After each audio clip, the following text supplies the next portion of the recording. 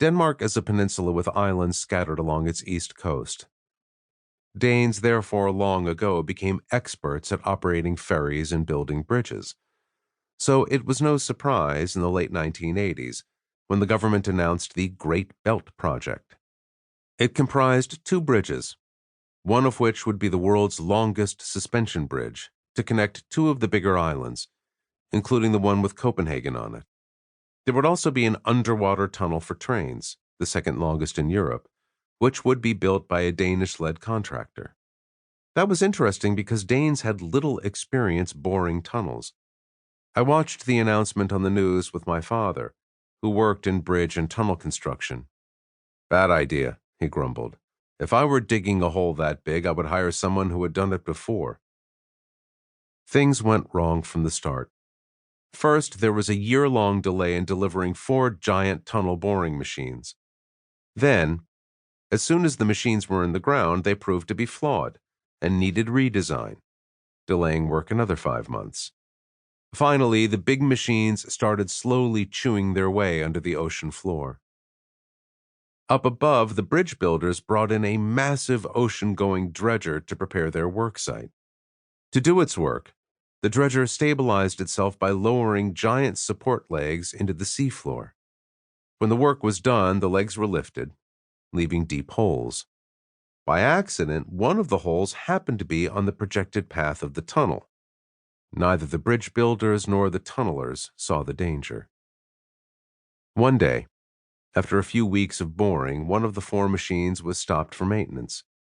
It was about 250 meters, 820 feet, out to sea and an assumed 10 meters, 33 feet, under the sea floor. Water was seeping into the maintenance area in front of the machine, and a contractor unfamiliar with tunneling hooked up a pump to get the water out. The cables of the pump were trailed through a manhole into the boring machine. Suddenly, water started pouring in at a speed indicating a breach of the tunnel. Evacuation was immediate, with no time to remove the pump and cables and close the manhole. The machine and the whole tunnel flooded. So did a parallel tunnel and the boring machine within it. Luckily, no one was injured or killed, but the salt water in the tunnel was like acid to its metal and electronics.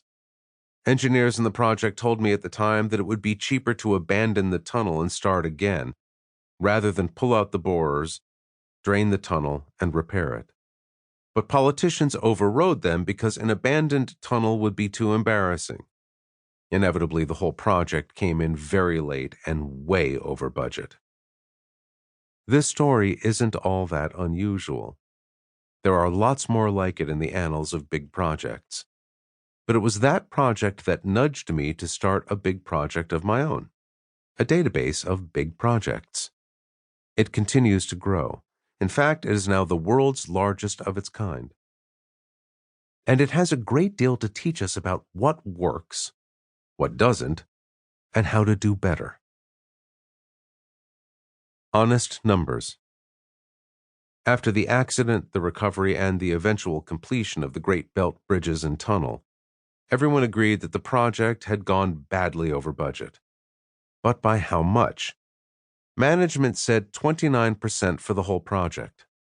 I dug into the data, did my own analysis, and discovered that their number was, shall we say, optimistic. The actual overrun was 55%, and 120% for the tunnel alone, in real terms measured from the final investment decision. Still, management kept repeating their number in public, and I kept correcting them, until they did a public opinion poll that showed that the public sided with me. Then they gave up. Later, an official national audit confirmed my numbers, and the case was closed.